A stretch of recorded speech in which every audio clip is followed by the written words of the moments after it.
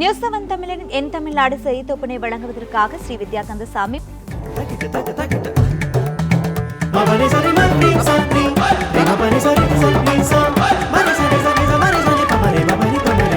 என் தமிழ்நாடு. நியாய விலைக் கடைகளில் முறையாக பொருட்கள் வழங்க கோரி திமுக நடத்தும் ஆர்ப்பாட்டம் கபட நாடகம் என உணவுத்துறை அமைச்சர் காமராஜ் விமர்சித்துள்ளார். திருவாரூர் மாவட்டம் போளக்குடி கிராமத்தில் குடிமராமத்து பணிகளை தொடங்கி வைத்த அமைச்சர் காமராஜ் பின்னர் செய்தியாளர்களை சந்தித்தார்.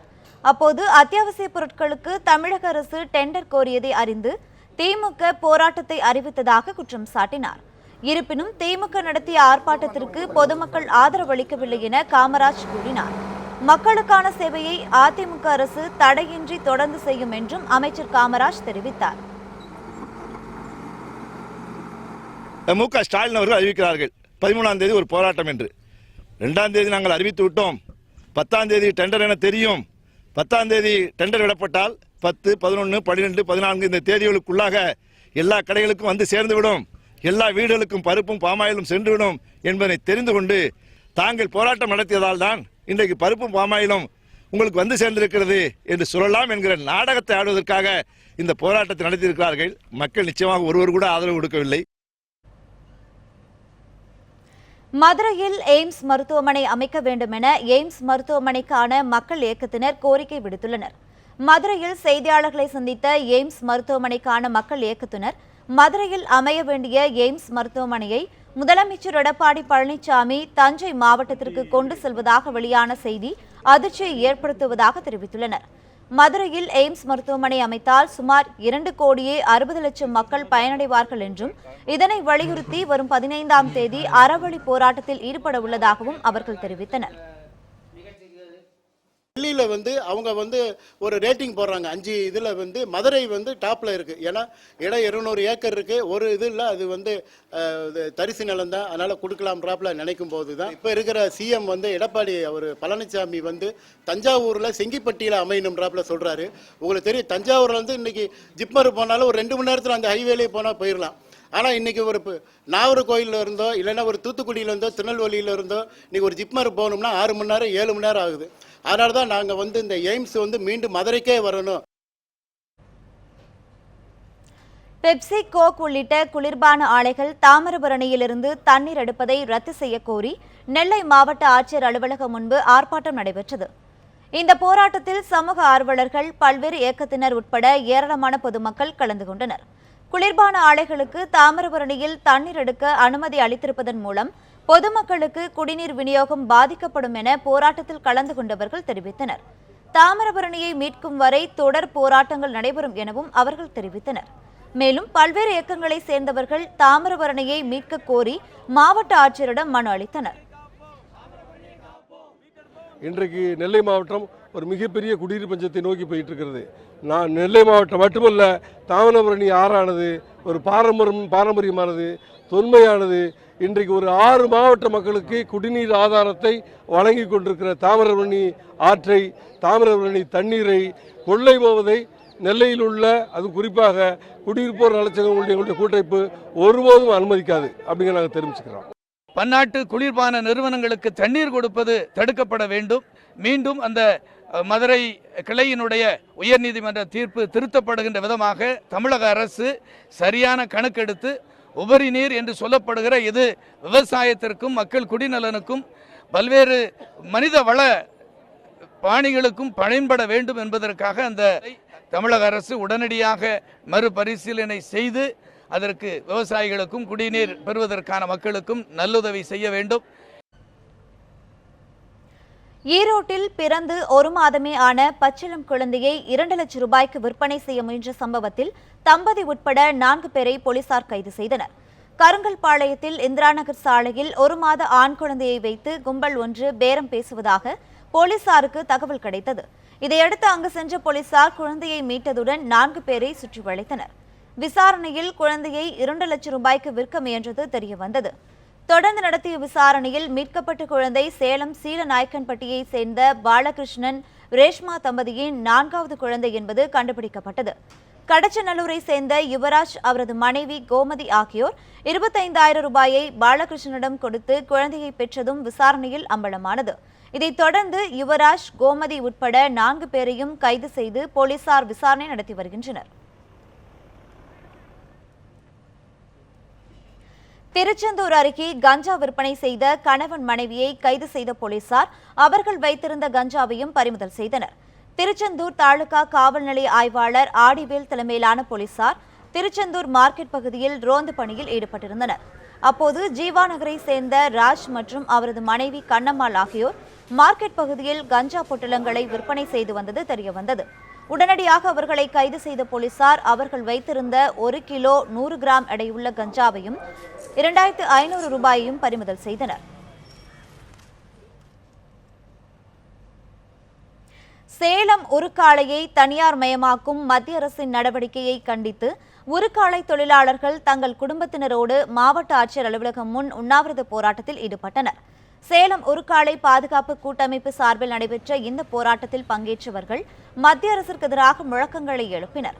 உண்ணாவிரத போராட்டத்தில் பங்கேற்ற தொழிலாளர்கள் சேலம் உருக்காலைக்கான சிறப்பு தீர்மானத்தை தமிழக சட்டமன்றத்தில் நிறைவேற்ற வலியுறுத்தி சென்னையில் மாபெரும் போராட்டத்தில் ஈடுபட உள்ளதாக தெரிவித்தனர். மேலும் தமிழக நாடாளுமன்ற உறுப்பினர்கள் இப்பிரச்சினையை நாடாளுமன்றத்தில் எழுப்ப வேண்டும் எனவும் அவர்கள் கோரிக்கை விடுத்துள்ளனர்.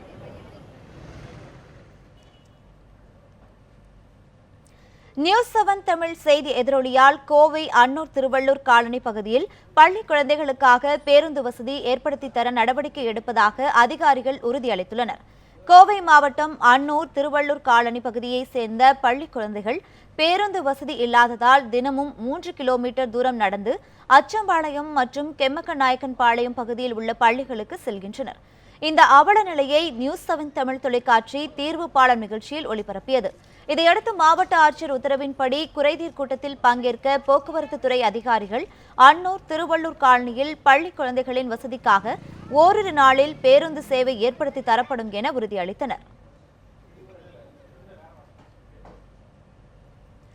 சுற்றுச்சூழலுக்கு மாசு ஏற்படுத்தக்கூடிய கழிவு மண் மற்றும் பொருட்களை சிமெண்ட் ஆலைகள் பயன்படுத்துவதை கண்டித்து அரியலூர் அருகே பொதுமக்கள் போராட்டத்தில் ஈடுபட்டனர். அரியலூரில் செயல்பட்டு வரும் தனியார் சிமெண்ட் ஆலையில் சுற்றுச்சூழலுக்கு மாசு ஏற்படுத்தும் கழிவுப் பொருட்கள் பயன்படுத்தப்படுவதால் இரவு நேரங்களில் துர்நாற்றம் வீசுவதாக அருகில் உள்ள குடியிருப்பு வாசிகள் குற்றம் சாட்டி வருகின்றனர். இதனால் உடல்நலக்குறைவு ஏற்படுவதாகவும், எனவே மாசு ஏற்படுத்தும் பொருட்களை தடை செய்ய வலியுறுத்தியும் பொதுமக்கள் சிமெண்ட் ஆலையை முற்றுகையிட்டு போராட்டத்தில் ஈடுபட்டனர். இந்த போராட்டத்தால் ஆலையிலிருந்து சிமெண்ட் ஏற்றிச் செல்லும் லாரிகள் ஆலையின் உள்ளேயும் வெளியேயும் செல்ல முடியாமல் காத்து நிற்கும் நிலை ஏற்பட்டது.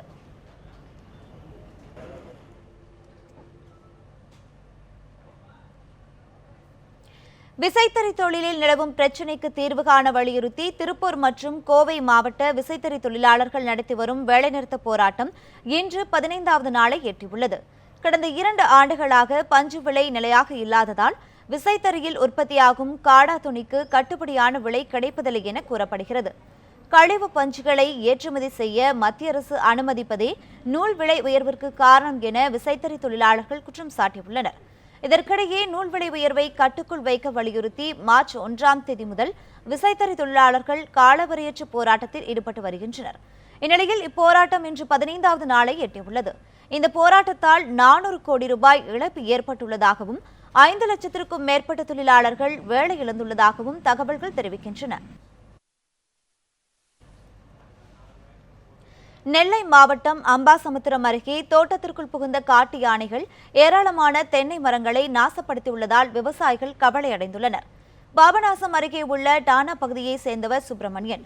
இவருக்கு சொந்தமாக 15 ஏக்கரில் அணவன் குடியிருப்பு கோரையாறு பகுதியில் தோட்டம் ஒன்று அமைந்துள்ளது. இந்த தோட்டத்திற்குள் புகுந்த காட்டு யானைகள் 200க்கும் மேற்பட்ட தென்னை மரங்களை நாசப்படுத்தியுள்ளன. மேலும் தென்னை மரங்களின் குருத்துக்களை தின்றும் சேதப்படுத்தியுள்ளன. இதனால் தங்களுக்கு லட்சக்கணக்கில் இழப்பு ஏற்பட்டுள்ளதாக விவசாயிகள் வேதனை தெரிவித்தனர். மேலும் யானைகள் விளைநிலங்களுக்குள் வராமல் தடுக்க வனத்துறையினர் உரிய நடவடிக்கை எடுக்க வேண்டும் எனவும் விவசாயிகள் கோரிக்கை விடுத்துள்ளனர். இதுக்கு மேலே நான் கடன் வாங்கி எதுவும் பென்சிங் போட முடியாது. திடீர்னு நான் வேலையெல்லாம் போட்டுக்க வேலையெல்லாம் அப்படியே கால்ட்டு மிச்சிட்டு மேலே தாண்டி வந்துடுது.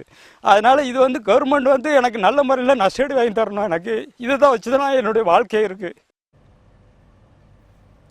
ஈரோடு மாவட்டம் சத்தியமங்கலம் அருகே வாழை மரங்களை காட்டு யானைகள் சேதப்படுத்தியதற்கு நிவாரணம் வழங்க கோரி வனத்துறை அதிகாரிகளை விவசாயிகள் சிறைப்பிடித்ததால் பரபரப்பு ஏற்பட்டது. சத்தியமங்கலம் அருகே உள்ள கரித்தோட்டம் பாளையத்தை சேர்ந்த ராஜு என்பவரின் தோட்டத்தில் புகுந்த காட்டு யானைகள் ஏராளமான வாழை மரங்களை சேதப்படுத்தியுள்ளன. தகவல் அறிந்த கிராம மக்கள் விரைந்து சென்று யானைகளை விரட்டி அடித்துள்ளனர். சிறிது நேரத்தில் சேதமடைந்த வாழைகளை ஆய்வு செய்ய வந்த வனச்சரக அலுவலர்களை சிறைப்பிடித்த விவசாயிகள் உரிய இழப்பீடு வழங்க கோரி போராட்டத்தில் ஈடுபட்டனர். உரிய இழப்பீடு வழங்க நடவடிக்கை எடுப்பதாக வனத்துறையினர் உறுதியளித்த பிறகே அவர்களை விவசாயிகள் விடுவித்தனர்.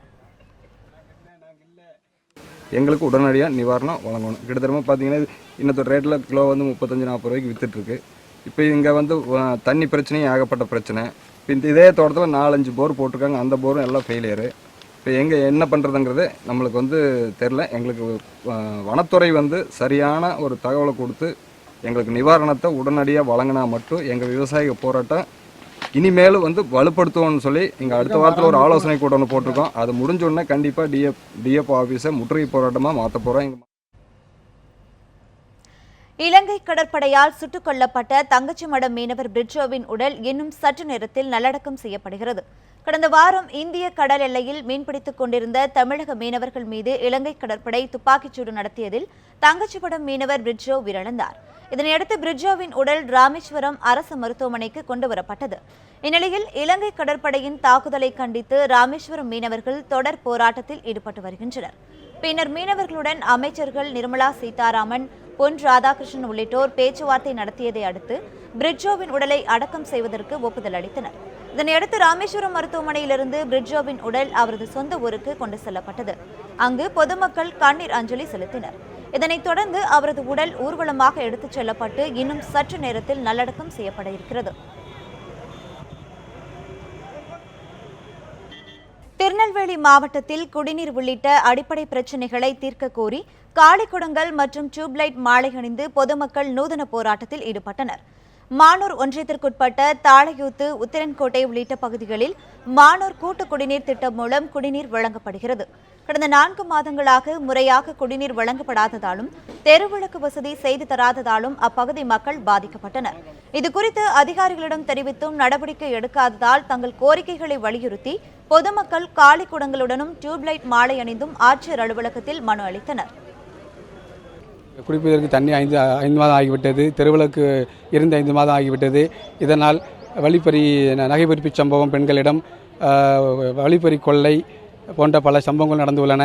சிறு பிள்ளைகள் டியூஷன் போயிட்டு வெளியே வர முடியவில்லை. இரவு நேரங்களில் விஷப்பாம்புகள், பூச்சி தொல்லைகள் இருப்பதால் மிகவும் சிரமத்துக்கு ஆளாகி உள்ளனர். இதை உடனடியாக மாவட்ட நிர்வாகம் தெருவிளக்கும் குடிநீரும் தந்துவதுமாறு தாழ்மையுடன் கேட்டுக்கொள்கிறோம்.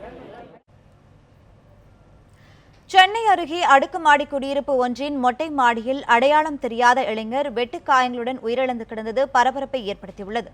சென்னை புறநகரில் உள்ள குன்றத்தூரில் அடுக்குமாடி குடியிருப்பு ஒன்றில் வசித்து வரும் மாரி என்பவர் தற்செயலாக மொட்டை மாடிக்கு சென்றிருக்கிறார். அப்போது அடையாளம் தெரியாத இளைஞர் ஒருவர் வெட்டுக்காயங்களுடன் உயிரிழந்து கிடந்ததை கண்டு அதிர்ச்சி அடைந்த அவர் காவல்துறைக்கு தகவல் அளித்தார். சம்பவ இடத்திற்கு விரைந்த போலீசார் இளைஞரின் உடலை மீட்டு விசாரணை மேற்கொண்டனர்.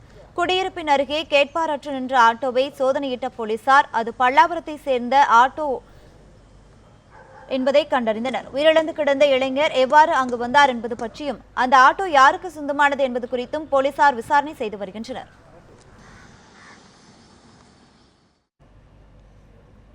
நெல்லை மாவட்டம் களக்காடு அருகே உள்ள கோவிலில் இருந்து பக்தர்களை வனத்துறை அதிகாரிகள் வலுக்கட்டாயமாக வெளியேற்றதை கண்டித்து ஆர்ப்பாட்டம் நடைபெற்றது. களக்காடு அருகே உள்ள திருங்குருடி மேற்கு தொடர்ச்சி மலையில் 108 வைணவ ஸ்தலங்களில் ஒன்றான திருமலை நம்பி கோவில் அமைந்துள்ளது. வனத்துறையினரின் கெடுபிடியால் கோவிலில் நடைபெற இருந்த சிறப்பு வழிபாடுகள் மற்றும் அன்னதானம் ரத்து செய்யப்பட்டதாக கூறப்படுகிறது. மேலும் இரவில் கோவிலில் தங்கியிருந்த பக்தர்களை வனத்துறை அதிகாரிகள் வலுக்கட்டாயமாக வெளியேற்றியதாகவும் பக்தர்கள் குற்றம் சாட்டியுள்ளனர். இந்நிலையில் வனத்துறையினரின் கண்டித்து திருங்குருங்குடி பகுதியில் இருந்து இந்து சமய அமைப்புகள் மற்றும் பக்தர்கள் சார்பில் ஆர்ப்பாட்டம் நடைபெற்றது. மேலும் ஆர்ப்பாட்டக்காரர்கள் திடீரென காவல் நிலையத்தை முற்றுகையிட்டதால் பரபரப்பு ஏற்பட்டது. அங்கே 6 மணிக்கு மேலே இருக்கக்கூடாது, அதனால் 3 மணிக்கு இறங்கினா தான் கீழே 6 மணிக்கு போக முடியும்னு சொல்லி 3 மணிக்கே பக்தர்களை கோயிலை நடைய பூட்ட சொல்லி பக்தர்களை அடித்து கீழே வனத்துறையை வச்சு செய்திருக்கார். இது இந்து சமுதாயத்துக்கு ஏற்படுத்தப்பட்ட மிக மிக கீழ்த்தரமான செயல். ஏன்னா அதோடு மட்டுமில்லை, எப்பொழுதும் வழக்கமாக அன்னதானம் நடந்துக்கிட்டு இருக்கு. அன்னதான பொருளையும் வனத்துறையை வச்சு உள்ளே கொண்டு போகக்கூடாதுன்னு சொல்லிட்டார். தனியார் மற்றும் பொதுத்துறை வங்கிகளுக்கு போட்டியாக களமிறங்கியுள்ள தபால் துறை மக்களுக்கு பல்வேறு சலுகைகளை வழங்குவதாக அதிகாரிகள் தெரிவித்துள்ளனர். ஏடிஎம் அட்டை பயன்பாடு, பணப்பரிமாற்றம், SMS சேவை உள்ளிட்ட பல்வேறு வசதிகளுக்கு தனியார் மற்றும் பொதுத்துறை வங்கிகள் குறிப்பிட்ட தொகையை கட்டணமாக வசூலிக்கின்றன. அது மட்டுமின்றி குறைந்தபட்ச இருப்பு தொகை அதிகரிப்பு, அபராதங்கள் மற்றும் செக்புக் பெற நிபந்தனைகள், சேவை கட்டணங்கள் என புதிய அறிவிப்புகளையும் வங்கிகள் வெளியிட்டுள்ளன. இந்நிலையில் வங்கிகளுக்கு இணையான சேவை மட்டுமின்றி புதிய சலுகைகளோடு வங்கி சேவையில் களமிறங்கியுள்ளன தபால் துறை மீது மக்களின் கவனம் திரும்பியுள்ளது. தபால் சேமிப்பு கணக்கில் குறைந்தபட்ச இருப்பு தொகையாக 50 ரூபாயே நிர்ணயிக்கப்பட்டுள்ளது. அது மட்டுமின்றி கட்டணம் இல்லாமல் நாடு முழுவதும் உள்ள ஏடிஎம்களில் பணம் எடுக்கலாம் என்பன உள்ளிட்ட பல சேவைகள் வாடிக்கையாளர்களை கவர்ந்துள்ளது. இதனிடையே மிக விரைவில் ஆன்லைன் பண பரிமாற்றமும் அறிமுகப்படுத்தப்பட்டு உள்ளதாக மேட்டுப்பாளையம் தபால் நிலைய அதிகாரிகள் கூறுகின்றனர். ஒரு ஆதார் அட்டை ஜெராக்ஸும் ஒரு 2 ஃபோட்டோவும் ஒரு அட்ரஸ் ப்ரூஃபும் கொடுத்தா போதும். ஒரு 50 ரூபாவுக்கே நாங்கள் அக்கௌண்ட் ஓப்பன் பண்ணி கொடுத்துருவோம். அதே மாதிரி இந்த சுய உதவிக்குழு, அப்புறம் இந்த கவுன்சிலர்ஸ், லோக்கல் பாடிஸ் எல்லாத்தையும் நாங்கள் காண்டாக்ட் பண்ணியிருக்கோம். அவங்க எல்லாத்தையும் நாங்கள், அதாவது ஒரு வீட்டுக்கு ஒரு அக்கௌண்ட் இருக்கணும், ஒரு சேமிப்பு கணக்கு எல்லார் வீட்லேயும் இருக்கணும் அப்படிங்கிறது நாங்கள் இப்போ மொபிலைஸ் பண்ணிகிட்ருக்கோம். பிரபல திரைப்பட இயக்குனர் ஹரி தூத்துக்குடி மாவட்டம் திருச்செந்தூர் அருகே உள்ள தனது சொந்த ஊரில் கிராம மக்களுடன் இணைந்து சீமை கருவேல மரங்களை அகற்றும் பணியில் ஈடுபட்டார். தமிழ் சினிமாவின் பிரபல இயக்குநர்களில் ஒருவரான ஹரி தனது சொந்த ஊரான திருச்செந்தூர் அருகே உள்ள கச்சனாவிளையில் பொதுமக்களுடன் இணைந்து சீமை கருவேல மரங்களை அகற்றினார். பின்னர் செய்தியாளர்களுடன் பேசிய அவர், சீமை கருவேல மரங்களை அகற்றும் பணி உடனடியாகவோ சில மாதங்களிலோ முடியக்கூடியது இல்லை எனவும் அதற்கு பல ஆண்டுகள் ஆகும் என்றும் தெரிவித்தார். இதன் மூலம் பசுமை புரட்சியை ஏற்படுத்த வேண்டும் எனவும் ஹரி வேண்டுகோள் விடுத்தார். மேலும் சீமை கருவேல மரங்களை அகற்றிய இடத்தில் பயன்தரும் மரங்கள் நடப்படும் எனவும் இயக்குனர் ஹரி தெரிவித்தார்.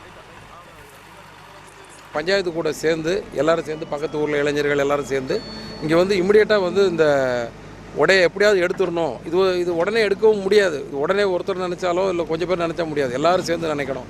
ஸோ வெளியூரில் வாழ்ந்துட்டு இருக்கிற அந்தந்த வில்லேஜில் உள்ள ஆட்கள் அந்த வில்லேஜ் ஆளுங்க கூட பேசி ஒரு முயற்சி பண்ணி ஒரு விழிப்புணர்வாக மாறி இது எடுத்தால் தான் எடுக்க முடியும். சேலத்தில் வட இந்தியர்கள் அதிகம் வசிக்கும் பகுதிகளான தேவேந்திரபுரம், நாராயண நகர், அங்கம்மாள் காலனி உள்ளிட்ட இடங்களில் ஹோலி பண்டிகை களை கட்டியது. ஹோலி பண்டிகையை ஒட்டி சிறியவர்கள் முதல் பெரியவர்கள் வரை ஒருவருக்கு ஒருவர் வண்ணப்பொடிகளை பூசி தங்களது மகிழ்ச்சியை வெளிப்படுத்தினர். சேலம் நாராயண நகர் பகுதியில் ஒன்று கூடிய வட இந்தியர்கள் பாரம்பரிய உடை அணிந்தும் பாரம்பரிய இசை வாத்தியங்களை இசைத்தும் உற்சாகமாக நடனமாடினர்.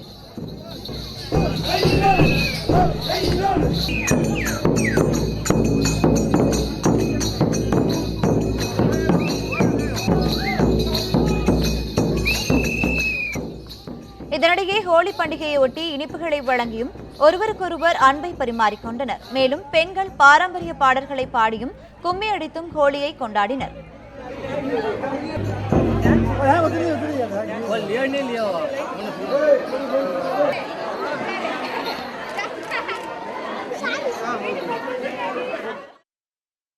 நம்ம அந்த காலத்தில் நடந்த ப்ரோக்ராம் ஹோலிக்கா பக்தர்களுடைய அத்தை அவங்க ஃபயரில் ஃபயர் ஆகிறோம்.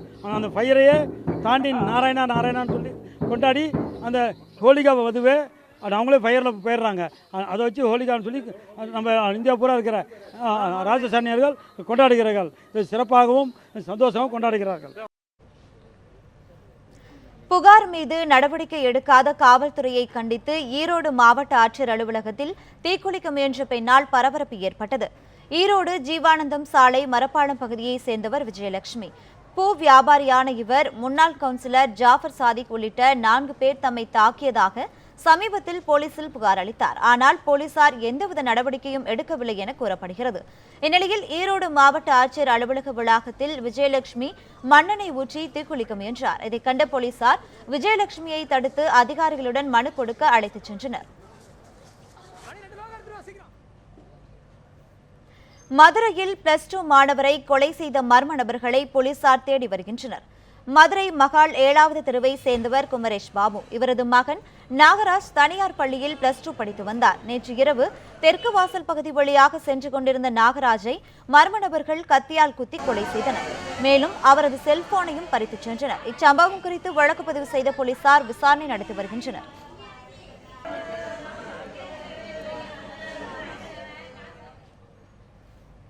கன்னியாகுமரி மாவட்டம் தக்கலை அருகே தனியார் நிதி நிறுவனத்தால் ஏமாற்றப்பட்டவர்கள் தங்கள் முதலீட்டை திரும்ப பெற்று தரக்கோரி காவல் நிலையத்தை முற்றுகையிட்டனர். கன்னியாகுமரி மாவட்டத்தை சேர்ந்த ஆயிரக்கணக்கானோர் PSCL என்ற தனியார் நிதி நிறுவனத்தில் மாதாந்திர தவணை மூலம் முதலீடு செய்திருந்தனர்.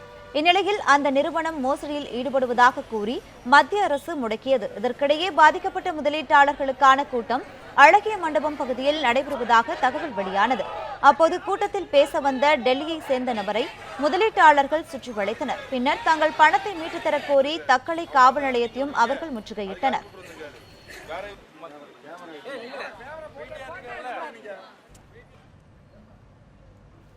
இத்துடன் என் தமிழ்நாடு செய்தி தொகுப்பு நிறைவு பெற்றது. தொடர்ந்து இணைந்திருங்கள் நியூஸ் 7 தமிழுடன்.